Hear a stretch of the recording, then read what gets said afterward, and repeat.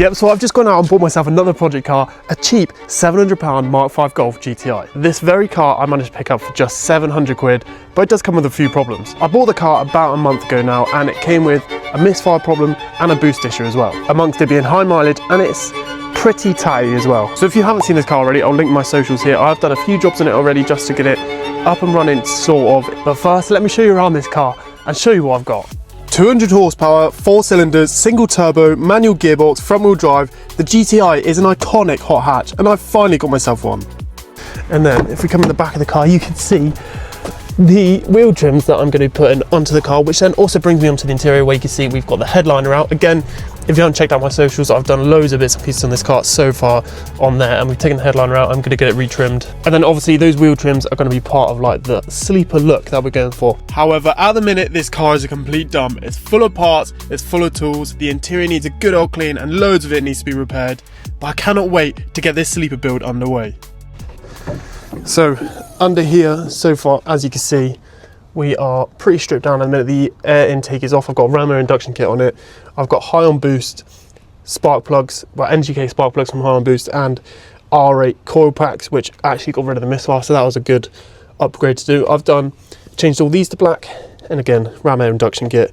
I'm going to give it a good service once it's up and running, but today I need to get the car jacked up in the air and try and get this N75 valve changed over. I've got it loosened off, I just need to get it changed over. There's some like really annoying clips and hoses that I need to try and get off, and then we can get it all put back together, because it's currently sheared off on one of the pipelines. So I think that's why we're getting the, I can't remember what fault code it is. It's like over condition turbocharger, something like that. It's like P3234, something like that.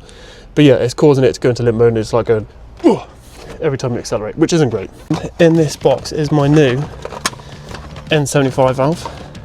This is it here, and what I was on about where it's sheared off, this one here has completely sheared off on the one that's currently on there. I think someone has tried to repair it before, but yeah, this is the nice new one that we have, and hopefully that will solve our boost issue, and I can just drive the car normally. So what I'm going to do now is get the car up in the air, get the wheel off, and then hopefully we have all the access underneath to replace the N75 valve, and it is like in here. So I need to come underneath.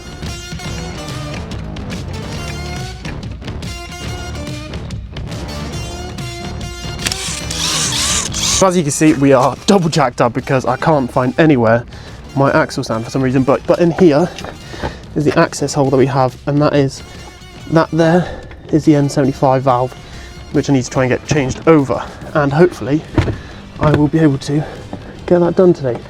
That is the access we have.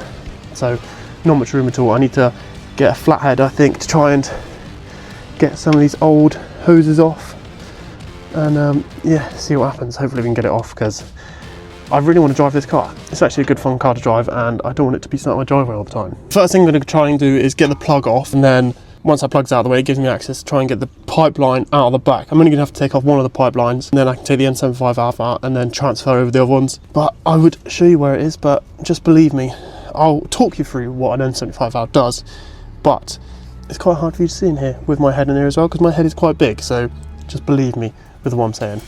The N75 valve, also called the boost pressure control solenoid, basically regulates turbocharger boost by controlling the vacuum or pressure sent to the wastegate actuator, preventing overboosting and ensuring optimal power.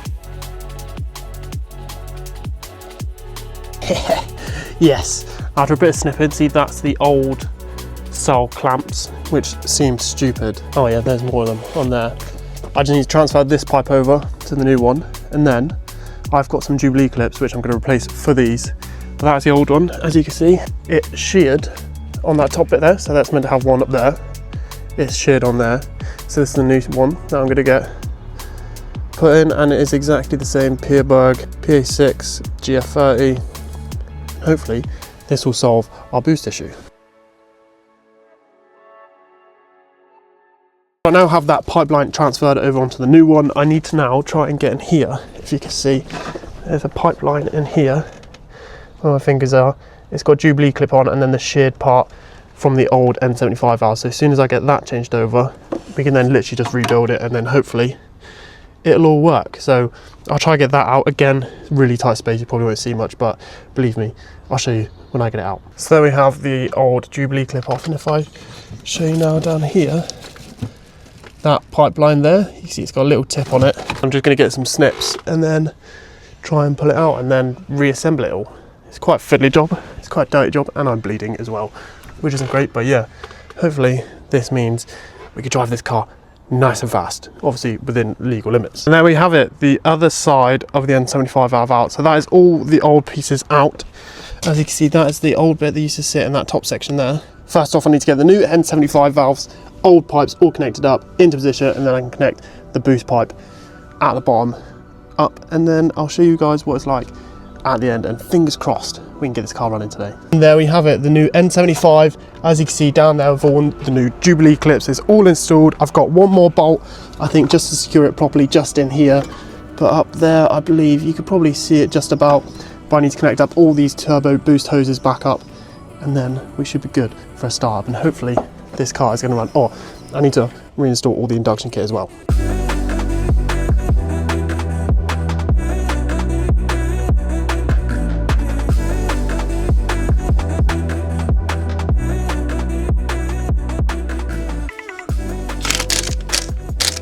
So now the car is back on the floor. It's about time we go for the start up and see what happens. Will it work? Will it not? Let's see what happens. So here goes. Wait for all the lights to turn off.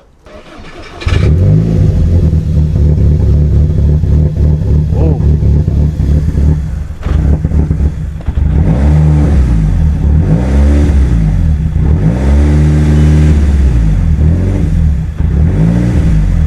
That didn't run well, I must say.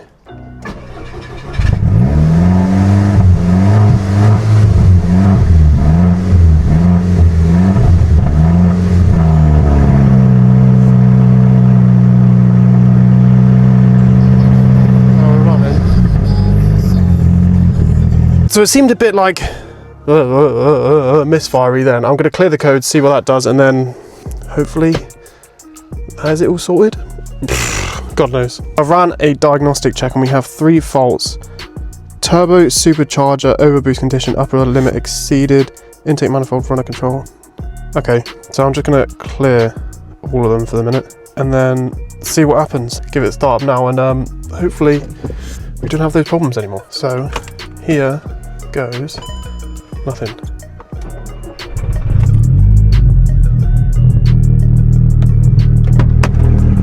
We're running. Let's see what happens. So now that the car is up and running, I did take it out for a bit of a test drive. When I got back, it started making quite the rattling noise. I didn't get a chance to get it on film, but I can't really tell what it is at this instance. Like at the minute, the car seems like it's running absolutely fine. It's not making any weird noises. It sounds really smooth.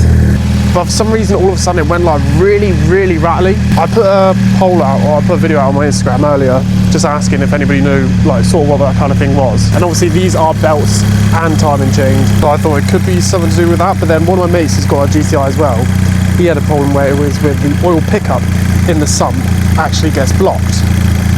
So that could be, I think, the next thing I have a look at, and get the sump off of the bottom of this car, give it a good service, and then see if that prevents in the future. I don't know. I'm not a specialist on this kind of engine. This is all, again, very new to me. I just do aesthetic things like you can see on my car over there, but I'm actually really enjoying it. One thing I did know, though, that this car pops a bang. If I rev it to like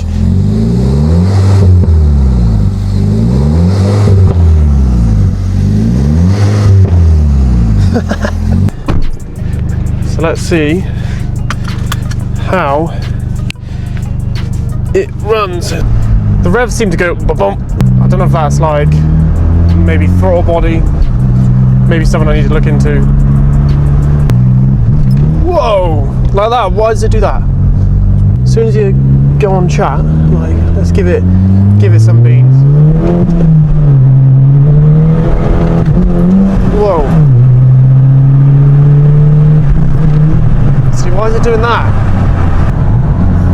If anybody could let me know what that is, why it's just like suddenly dipping the revs, then please let me know in the comments below. If you've liked this video, then please leave a like, comment and subscribe, and yeah, we'll crack on with the next video, and we're going to give this car a good old clean. But more importantly, we need to get this engine running perfectly, and then this car is going to be getting some big power. We're going to be upgrading the turbos and hopefully going to be making this a proper sleeper build and having way over 400 horsepower. So yeah, like I said, if you've enjoyed this video, make sure you leave a like, subscribe, and I'll see you in the next one.